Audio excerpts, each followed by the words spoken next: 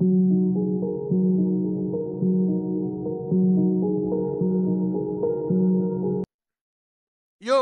विशाल जनसभाका अध्यक्ष तथा समाजवादी मोर्चाका संयोजक कमरेड विप्लव सी, समाजवादी मोर्चा मासले देखेन बिर्का हाल्नै पर्ने डिस्टर्ब भयो तपाईलाई।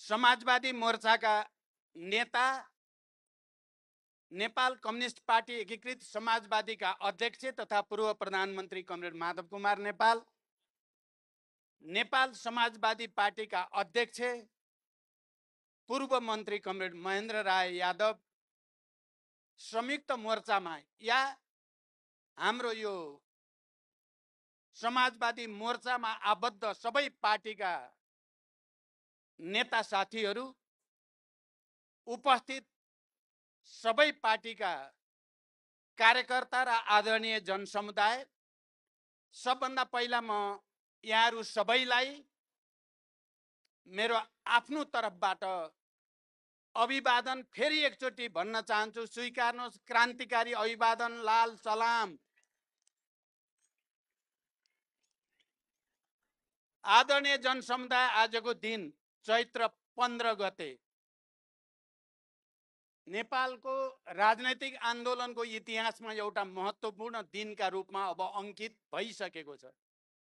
एकातिर गणतन्त्रवादीहरूको विरोध प्रदर्शन र सभा, अर्कोतिर राजावादीहरूको प्रतिगामी सभा एकै दिन पारियो।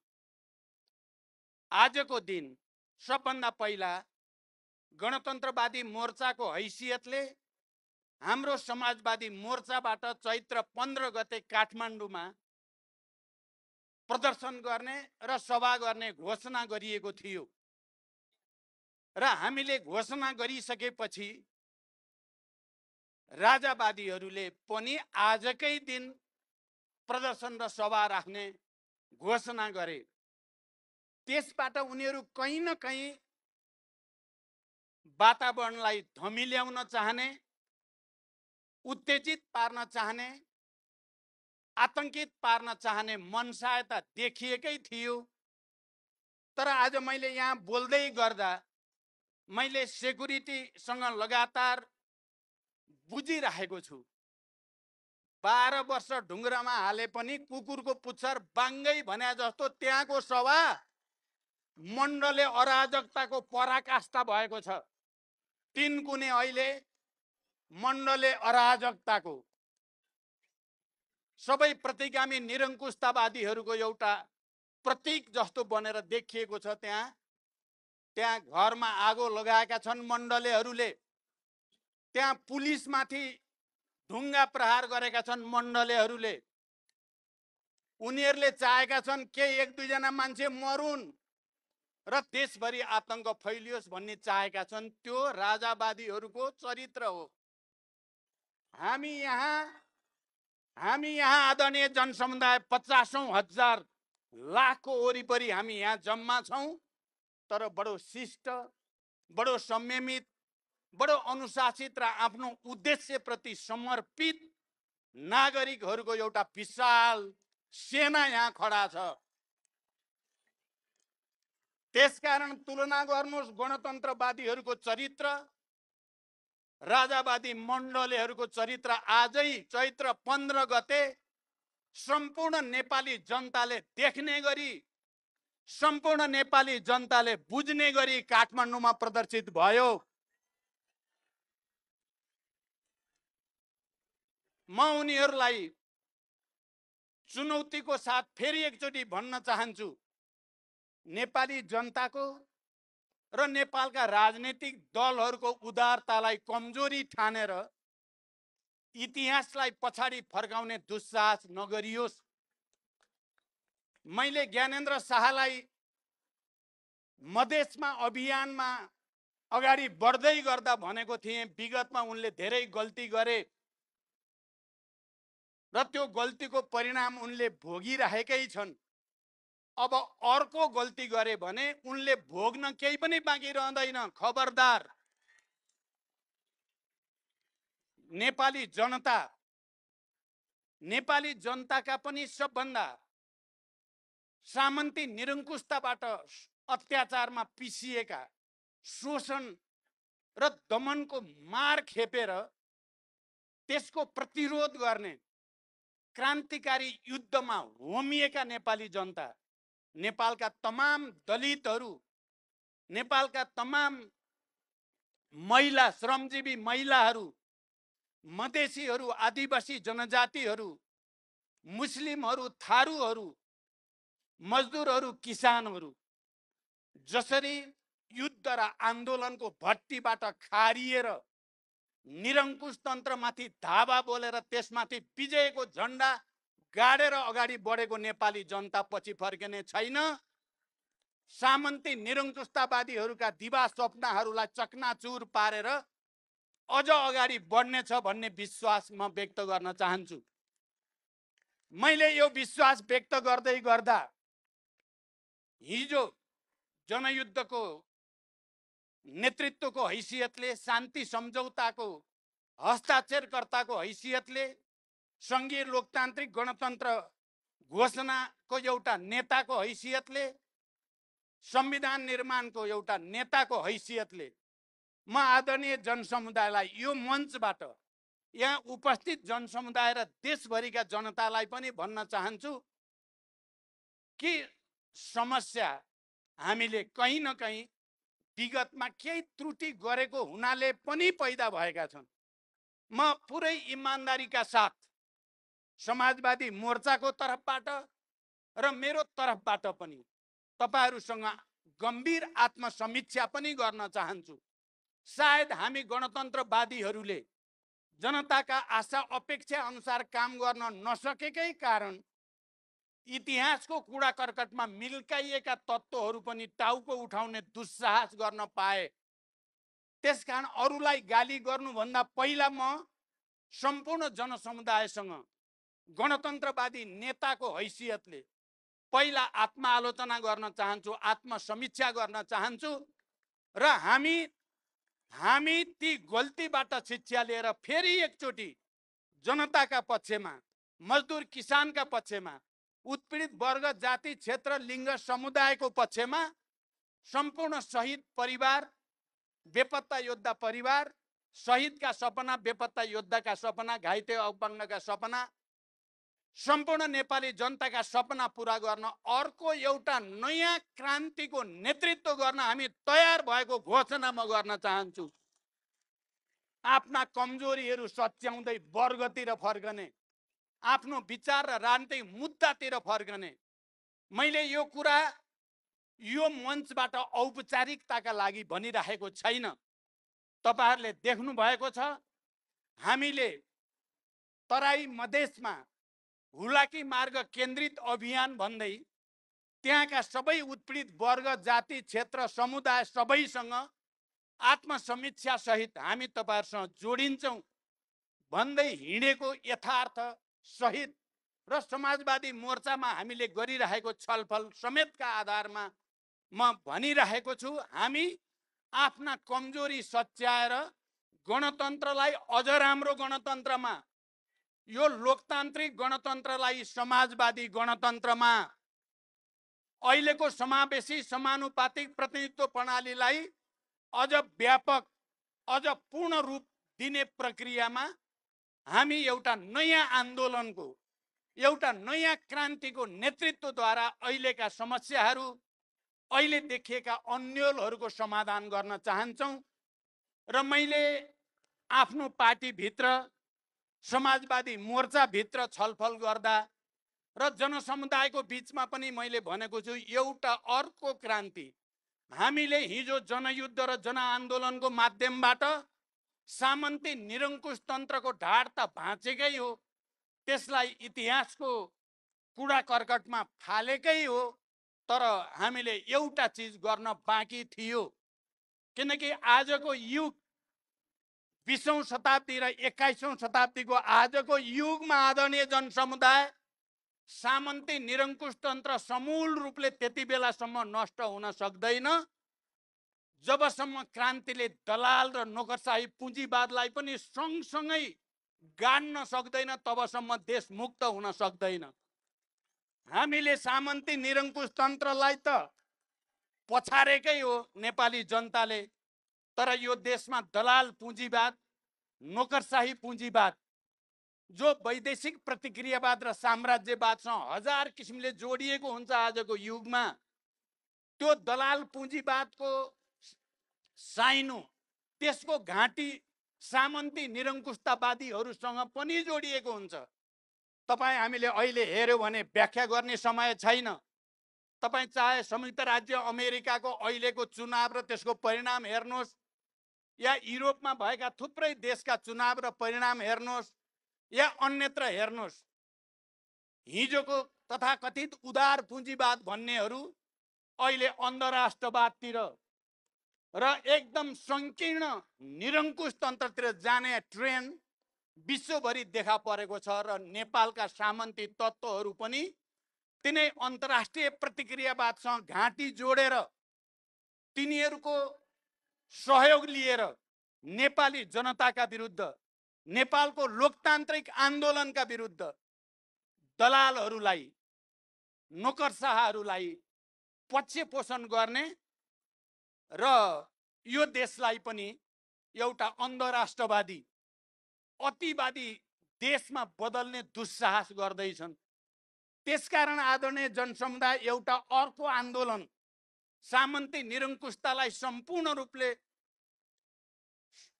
परास्त गर्नको लागि दलाल पुँजीवादलाई परास्त गर्न जरुरी छ। मलाई लामो व्याख्या गर्ने, सैद्धान्तिक व्याख्या गर्ने समय छैन, सायद यो मञ्च त्यसको लागि पनि होइन। म यति भन्न चाहन्छु, हामी गणतन्त्रवादीले केही कमजोरी गरेको हुनाले दलालहरूले पनि, नोकरशाहहरूले पनि र बिचौलियाहरूले पनि थुप्रै लाभ लिने अवसर प्राप्त गरे। यो निष्कर्ष सहित मैले र हामी सहभागी दलहरू सरकारको नेतृत्व पछिल्लो पटक गर्दै गर्दा भ्रष्टाचारका विरुद्ध, सुशासनका पक्षमा एउटा लडाईँ छेडेकै हो। हामीले सामाजिक विभेदका विरुद्ध, सामाजिक न्यायका पक्षमा, यो देशका सबै उत्पीडित वर्ग समुदायका पक्षमा, चाहे त्यो मिटर ब्याजको कुरा होस्, चाहे त्यो नागरिकताको समस्या कुरा होस्, चाहे त्यो सामाजिक सुरक्षासँग सम्बन्धित कुरा होस्, हामीले केही रिकर्ड बनाउन खोजेकै हो। सबभन्दा ठुलो कुरो, भ्रष्टाचारका विरुद्ध हामीले एउटा अभियान चलायौँ जसले दलालहरूको स्वार्थमा प्रहार गर्यो। आदरणीय जनसमुदाय, म गम्भीर कुरा यहाँहरूसँग अपिल गर्दैछु, दलाल पुँजीपतिहरूको र तिनका बिचौलियाहरूको स्वार्थमा प्रहार गर्यो। तिनीहरूको सेटिङ, रातारात अरबौं कमाउने खेल मैले 3 चोटि प्रधानमन्त्री हुँदा जो देखेँ, यो खेल भत्काउनै पर्छ भन्ने सङ्कल्प सहित यो षड्यन्त्र र यो सेटिङ 2-4 जनाले नेपाली जनताको रगत पसिना चुसेर अरबौं रातारात कमाउने सेटिङवाला खेल, म एउटा कम्युनिस्ट नेता हुनुको नाताले, गणतन्त्रवादी नेता हुनुको नाताले, हजारौं शहीदहरू हाम्रो नेतृत्व अन्तर्गत बलिदान गरेको र त्यसको जिम्मेवारी भएको नाताले पनि मैले र हाम्रो पार्टीले, हाम्रो सरकारले यो पटक भ्रष्टाचारीका विरुद्ध, चाहे त्यो राजनीतिक दलसँग सम्बन्धित भ्रष्टाचारी होस्, चाहे त्यो कर्मचारी तन्त्रभित्रको भ्रष्टाचारी होस्, चाहे त्यो भूमाफिया होस्, राज्यको र जनताको सम्पत्ति व्यक्तिका नाममा गरेर करोडौं अरबौं कमाउनेहरू हुन्, चाहे ती बिचौलिया हुन्, त्यो सेटिङ भत्काउन खोजेकै हो र यही खोजे बापत नै ती सबै तत्त्वहरू मिलेर हामीलाई तथाकथित सङ्ख्याको बलमा सरकारबाट बाहिर जान बाध्य पारे। मैले सदनमा विश्वासको मत लिँदै गर्दा भनेको तपाईहरू सबैले सुन्नु भएकै छ। म त्यतापट्टि पनि अहिले समय लिन चाहन्न। अहिले माधवजीले भन्नुभयो, केपीजीले स्वर्ग र नर्कको कुरा 4 घण्टा बसेर भनेको कुरा, उहाँले व्याख्या जे भएको त्यही भन्नुभयो, तर निष्कर्ष त्यो होइन। किन होइन भन्छु भने मलाई नर्कतिर उनी स्वर्गतिर गएको होइन, उनी नर्कतिर मलाई स्वर्गतिर फर्काइदिए हो। मलाई जनतातिर फर्कन बाध्य पारे। आफू दलाल पुँजीपति बिचौलियाको सेटिङमा गएर उनी दलालको पनि दलाल भए, नर्क त उनी गए। मलाई र हाम्रो आन्दोलनलाई स्वर्गमा जान प्रेरित गरे, त्यस अर्थमा त धन्यवाद छ केपी ओलीलाई। सायद उनले त्यसो नगरेको अझै हामी रुमल्ली राख्थ्यौँ कि। त्यसकारण नकारात्मक गुरु त मान्न पर्छ उनलाई। अहिले पनि उनी उल्टो उल्टो गरी हिँडेका छन्, उल्टो उल्टो। अहिले अब धेरै कुरा भन्न समय छैन। कुलमानसम्म आउँदा सबै कुरा क्लियर भएको छ, जनता सबै क्लियर छ। कतिपयले भन्छन् यो कुलमानको व्यक्तिको कुरा भनेर पनि भन्ने गर्छन्, उनीहरूले भ्रम छर्न खोज्छन्। यो सवाल कुलमान व्यक्तिको होइन, सुशासन र कुशासनको हो। भ्रष्ट र दलालहरू र राष्ट्रभक्त र देशभक्तहरूको कुरा हो यो लडाईँ त्यो हो। आज उनको पक्षमा देशभरि जनतामा किन सहानुभूति पैदा भयो? एउटा मामुली सहसचिव, त्यसको पक्षमा यत्रो जनमत किन भयो भन्दा यो लडाईँ व्यक्तिको लडाईँ होइन, यो प्रणालीको लडाईँ हो, यो प्रवृत्तिको लडाईँ हो, यो सुशासन र कुशासनको बीचको लडाईँ हो। म अझै पनि गणतन्त्रमा सँगै हिँडेका, शान्ति सम्झौतामा सँगै हिँडेका ती दलहरूलाई एकचोटि छातीमा हात राखेर आफ्ना गल्ती कमजोरीको समीक्षा गर्न म आग्रह गर्न चाहन्छु। तपाईहरू गणतन्त्रवादी हुनुहुन्छ त अब? तपाईहरू त गणतन्त्रको मर्म, लोकतन्त्रको मूल्य मान्यताका विपरीत दलालहरू र बिचौलियाको हितका निम्ति काम गर्ने चुत्थो दलालका दलाल बन्नु भएको छ, विचार गर्नु भएको छ। म यो मञ्चबाट तपाईहरुलाई फेरि पनि एकचोटि आत्मसमीक्षा गर्न, हामी कहाँ पुगियो, किन जनतामा यति धेरै असन्तुष्टि, यति धेरै विरोध आक्रोश पैदा भइराखेको छ भन्ने कुराको समीक्षा गर्न र आफूलाई जनतातिर फर्काउन, लोकतान्त्रिक मूल्यतिर फर्काउन अझै पनि, किनकि तपाईहरु हिजोका संविधान सभा र गणतन्त्रका सहयात्री हुनुको नाताले हामीले अहिलेसम्म तपाईहरुलाई खबरदारी मात्रै भनेका छौं। यदि तपाईहरुले यसै गरी उल्टो दिशा हिँड्दै गर्ने हो भने सामन्ती, निरङ्कुश र दलालहरूका विरुद्धको नयाँ क्रान्तिले तपाईहरुलाई पनि बढारेर लान्छ। हेक्का गर्नु होला, होस गर्नु होला। यो म कुनै आवेगमा भनेको छैन, इतिहासको तथ्य यही नै हो। तपाईहरु जनतातिर फर्किनु भएन, आफ्नो आत्मसमीक्षा गर्नु भएन र बिचौलियाका 2-4 करोड 2-4 अरबको पछि दौडिराख्नु भयो भने तपाईहरुको हविगत पनि सामन्ती, निरङ्कुशतावादीहरू, तानाशाहहरू, दलालहरू जस्तै अबको क्रान्तिको तारो तपाईहरु पनि हुनुहुन्छ। हाम्रो चाहना छ तपाईहरुका विरुद्ध तीर सोझ्याउन नपरोस्। तपाईहरुले गणतान्त्रिक मूल्य मान्यता अनुसार अगाडि आउने र इमानदारीता साथ राष्ट्र र जनताको पक्षमा, गणतन्त्रको पक्षमा, यो देशका उत्पीडित वर्ग, जाति, क्षेत्र, समुदायको पक्षमा लड्ने हाम्रो मोर्चासँग सहकार्य गर्न आउनुहोस् आत्मालोचना सहित। यदि तपाई आउने जस्तो त देखिएको छैन।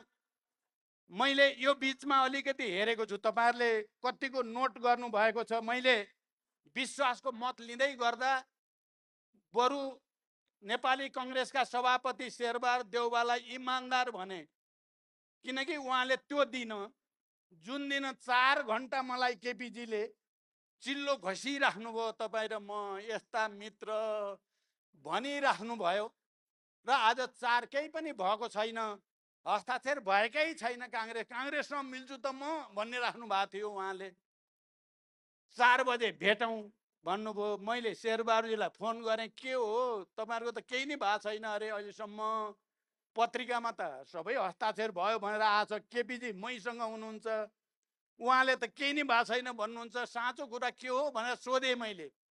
म ढाँट्न जान्दिनँ भने हो शेरबहादुरजीले, म ढाँट्न जान्दिनँ, हस्ताक्षर भइसक्यो, अब भेट्नुको केही अर्थ छैन, सरकार अब अर्को बनिसक्यो भनेर उहाँले भनेको हुनाले त्यस अर्थमा मैले नेपाली काङ्ग्रेसको नेतामा बरु लोकतान्त्रिक नैतिकताको केही न केही बाँकी रहेछ।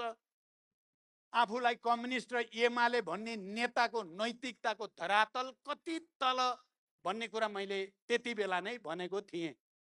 अहिले पनि तपाईहरुले हेर्नुभयो, हामीले भन्यौं सदनमा, सबै प्रतिपक्षी दलहरू सबै मिलेर भन्यौं, कुलमानको विषय व्यक्तिको विषय होइन, यो कुशासन र सुशासनको विषय हो। त्यसकारण प्रधानमन्त्रीले आएर जवाब दिन पर्यो।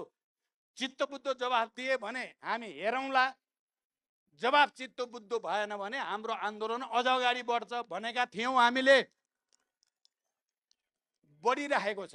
तर उहाँले लोकतन्त्रको र यो अहिलेको संविधानको मर्म अनुसार प्रधानमन्त्री जवाफदेही हुनुपर्ने सदनप्रति हो, प्रतिनिधि सभाप्रति जवाफदेही हुनुपर्ने ठाउँमा त्यहाँ चाहिँ म जान्न, त्यहाँ म जवाफ दिन्न, म जाँदै जान्न भनेर बाहिर पब्लिकली भनेपछि उहाँमा लोकतन्त्रको, संविधानवादको या यो प्रवृत्ति केही पनि छैन भन्ने कुरा प्रष्ट भयो र हामीले भन्यौं।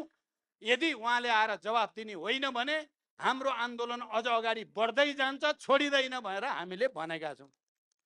यसबाट पनि बुझिन्छ कि हिजो संसद विघटन पटक पटक संविधान मिचेर गरेर सबै लोकतान्त्रिक परिवर्तनलाई सखाप पार्ने, अहिले उल्टो उल्टो काम हाम्रो प्रधानमन्त्रीजीले गर्नुको अर्थ उहाँ राजावादीसँग मिलेर त होइन भन्ने गम्भीर प्रश्न उठ्या छ। भित्रभित्रै उहाँ हिजो पनि कहीँ न कहीँ मिल्न खोज्नुहुन्थ्यो। किनभने गणतान्त्रिक आन्दोलन हाम्रो माधव नेपालजीको नेतृत्वमा चल्दै गर्दा बैलगाडावाला सिद्धान्तको प्रतिपादक हो नि केपीजी। आउन सक्दैन गणतन्त्र, त्यसमा उहाँलाई गणतन्त्रसँग रिस छ। उहाँले यो गणतन्त्र भनेपछि माओवादी देख्नुहुन्छ, माओवादी भनेपछि प्रचण्ड देख्नुहुन्छ, त्यसपछि कसरी सखाप पार्ने भन्ने बाहेक उहाँको दिमागमा छैन। त्यसो अहिले उल्टो उल्टो काम गर्दैछ त राजावादीलाई फाइदा हुने भयो। त्यो त होइन, प्रश्न छ। त्यो कुरा उहाँले पुष्टि गर्न सक्नुपर्छ। उहाँ गणतन्त्रवादी नै हो भन्ने कुरा पुष्टि गर्नको लागि उहाँले प्रतिनिधि सभालाई सम्मान गर्नुपर्छ, सम्पूर्ण प्रतिपक्षको आवाजहरूलाई सम्मान गर्नुपर्छ, अनि सदनमा आएर जवाफ दिनुपर्छ। तर दिने लक्षण छैन, उहाँको अहङ्कारले त्यो दिँदैन। यस्तै अहङ्कारले चिजहरू बिग्रिरहेको छ। खैर जे होस्, आदरणीय जनसमुदाय, अब म दुई तीनटा कुरा भनेर टुङ्ग्याउन चाहन्छु। पहिलो कुरा, अहिले एउटा चलिरहेछ संविधान संशोधनको कुरा। एमाले र कांग्रेसको बीचमा उहाँहरूले सम्झौता गर्दै गर्दा त्यो कांग्रेस र एमालेको बीचमा सम्झौता कसले गरायो, कसको घरमा भयो, कति बजे भयो भन्ने नेपाली जनतालाई थाहा भइसकेको छ। दलालहरूको घरमा भयो, बिचौलियाहरूले भूमिका खेले र उनीहरूकै अनुसार रातको अँध्यारोमा 12 बजे भएको हो भन्ने सबैलाई थाहा छ। यो सबै लोकतान्त्रिक मान्यता विपरीत हो भन्ने कुरा पनि नेपाली जनतालाई थाहा भएकै छ। र उहाँले त्यति बेला संविधान संशोधनको निकै ठुलो कुरा गर्नुभयो, हामी मिलेर संविधान संशोधन गर्ने। साँच्चै उहाँहरू संविधान संशोधन गर्ने हो कि भनेर पनि एकछिन मानिसहरूलाई लाग्यो। तर पछि प्रधानमन्त्री आफैले क्लियर गरिदिनु भयो, होइन यो 87 भन्दा अगाडि संशोधन हुनै सक्दैन भनिदिएपछि त्यो नौटङ्की थियो, नाटक थियो भन्ने कुरा एकचोटि फेरि उहाँले नै प्रमाणित गरिदिनु भयो। म चाहिँ के भन्न चाहन्छु भने पक्कै पनि हाम्रो संविधान कार्यान्वयनमा केही त्रुटि भएका छन्, त्यो त्रुटि सच्याउनु छ। र संविधान स्वयंको बारेमा हामीले 72 मा संविधान निर्माण गरेर घोषणा गर्दै गर्दा 10 वर्षपछि यसको विहङ्गम विस्तृत समीक्षा गरिनेछ भनिएको थियो। 10 वर्ष पुग्दैछ। अब संविधान संशोधन अगाडि संविधानको बारेमा सबै राजनीतिक शक्तिहरूको बीचमा विस्तृत रूपमा बहस हुन पर्यो, छलफल हुन पर्यो, समीक्षा हुन पर्यो। कहाँ कमी छ, कहाँ त्रुटि छ, कहाँ कार्यान्वयन भयो, कहाँ कार्यान्वयन भएन, कहाँ किन भएन भन्ने कुराको विस्तारपूर्वक समीक्षा गरेपछि मात्रै संविधान संशोधन गर्नुपर्छ। र संविधान संशोधन यो देशका सबै उत्पीडित वर्ग, जाति, क्षेत्र, लिङ्ग, समुदायको अधिकार खोज्नलाई होइन, उनीहरूको अधिकार थप्नलाई मात्रै संविधान संशोधन हुन सक्छ। लोकतान्त्रिक मूल्य मान्यतालाई कमजोर पार्न होइन, लोकतन्त्रलाई सुदृढ गर्न मात्रै संशोधन हुन सक्छ। आर्थिक विकास र समृद्धिको निम्ति एउटा नयाँ खाका प्रस्तुत गर्ने हिसाबले चाहिँ संशोधन हुनुपर्दछ। मलाई व्याख्या गर्ने समय भएन, त्यसकारण म आज यो ऐतिहासिक सभामा, यो ऐतिहासिक मञ्चबाट तपाईँ आदरणीय जनसमुदायसँग अपिल गर्न चाहन्छु। हामी हाम्रो कमजोरी पनि सच्याउन चाहन्छौँ, संविधानमा भएका कमी कमजोरी पनि सच्याउन चाहन्छौँ र यो देशमा सार्वभौम भइसकेका, रैतीबाट नागरिक भएका र सार्वभौम अधिकार सम्पन्न भएका नेपाली जनतालाई रैती बनाउने कुनै पनि दुस्साहस सफल हुने छैन, सफल हुन दिइने छैन, सफल हुन दिइने छैन। मेरो यो भनाइलाई सामान्य एउटा व्यक्तिले बोलेको नठानियोस्। यो एउटा आन्दोलन हो। ती हजारौं शहीदहरूको सपना हो, यो हजारौं बेपत्ता योद्धाहरूको सपना हो। त्यसकारण त मैले भनेको छु, म 70+ भए पनि एउटा अर्को क्रान्तिको नेतृत्व गरेर माथि जान चाहन्छु। म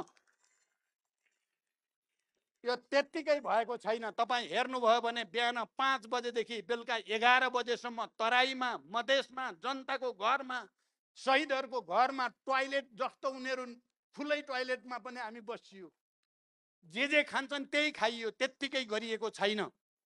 तानाशाहहरूलाई याद रहोस्, त्यत्तिकै गरिएको छैन। एउटा अर्को क्रान्तिको तयारीको लागि नेपाली जनतासँग सिक्न मैले भन्ने गरेको थिएँ। हामी काङ्ग्रेस र एमालेसँग अलि बढी समीकरण गर्दा अलिअलि काङ्ग्रेसको रोग, अलिअलि एमालेको रोग सर्यो। यो रोगको उपचार कहाँ गएर गर्ने? अब वीर अस्पतालमा गएर त यो उपचार हुनेवाला छैन, टिचिङमा पनि हुँदैन। यो उपचार गर्ने भनेको जनताको घरमा गएर मात्रै उपचार हुन सक्छ भनेर हामीले सोचे सम्झेर जनताको घरमा फर्किएको हो। यत्रो ठुलो आन्दोलनको नेतृत्व गरेका हामी पार्टी र नेताहरू हेरी तानाशाहहरूलाई, निरङ्कुशहरूलाई, अब मैले अस्ति प्रयोग गरेको भाषा त आज प्रयोग गर्दिनँ, आजै चाहिँ फेरि प्रयोग गरौँला। तर यो देशलाई 240 वर्षमा एउटा संसारको सबभन्दा भ्रष्ट, कङ्गाल, गरिब देश बनाउनेहरूलाई नेपाली जनताले छुट दिने छैन, हामी छुट दिने छैनौँ। हामी भित्र लागेको धुलो मैलो टकटक्याएर फेरि जनतामा गएर जनताको विशाल शक्ति निर्माण गर्नेछौँ। हामी आज मण्डलेहरूले 3 कुनेमा प्रदर्शन गरेको मण्डले गुण्डागर्दीलाई छुट दिने छैनौँ। उनीहरूले जनताको घरमा आगो लगाएका छन्, उनीहरू अरू आगजनी गर्न खोज्दैछन्। उनीहरूले चाहेका छन् 2-4 जना आफ्नै मान्छे मरे नि मरुन् बरु, तर यहाँ आतंक र अराजकता होस्, त्यसलाई छुट दिन सकिँदैन। त्यसकारण पुरै गम्भीरताको साथ, इमान्दारिताको साथ हामी अब सामन्ती अवशेष, दलाल नोकरशाहका विरुद्ध एकैचोटि एउटा नयाँ क्रान्तिको तयारी, एउटा नयाँ आन्दोलनको तयारी हामीले गर्नु नै छ। हामी समाजवादी मोर्चा यसको निम्ति सम्पूर्ण रूपले समर्पित भएर अगाडि बढ्ने सङ्कल्प गरेका छौँ। तपाईहरुले 4 जना नेताको कुरा सुन्नुभयो। हामी सबैको मूल कुरा एउटै छ। तर मैले भन्नु पर्दा, मैले माओवादी जनयुद्धको कमान्डरको हैसियतले पनि मैले अब फेरि अर्को युद्धको आवश्यकता त अहिले देखेको छैन। शान्तिपूर्ण क्रान्ति आवश्यक छ। ईटको जवाब पत्थरले दिने गरी उनीहरूले 1000 जुटाउँछन् भने हामी 10,000, उनीहरू 10,000 जुटाउँछन् भने हामी 1 लाख, उनीहरू 1 लाख जुटाउँछन् भने हामी 10 लाख, उनीहरू 10 लाखको कुरा गर्छन् भने हामी 1 करोड ल्याएर तिनको जवाब दिन्छौँ। हामी सडकबाटै जवाब दिन्छौँ। म आदरणीय जनसमुदाय, हामीले नेपालको अर्थतन्त्रको दृष्टिकोणले पनि हामीले आत्मनिर्भर राष्ट्रिय अर्थतन्त्र तलैबाट बनाउनु छ, स्थानीय तहदेखि नै। कृषिमा, पर्यटनमा, उद्योगमा, शिक्षामा, स्वास्थ्यमा, रोजगारीमा आत्मनिर्भरताको एउटा नयाँ बाटो हामी हिँड्नु छ। आदरणीय जनसमुदाय, आज म त्यो सङ्कल्प पनि तपाईँहरूको अगाडि राख्न चाहन्छु।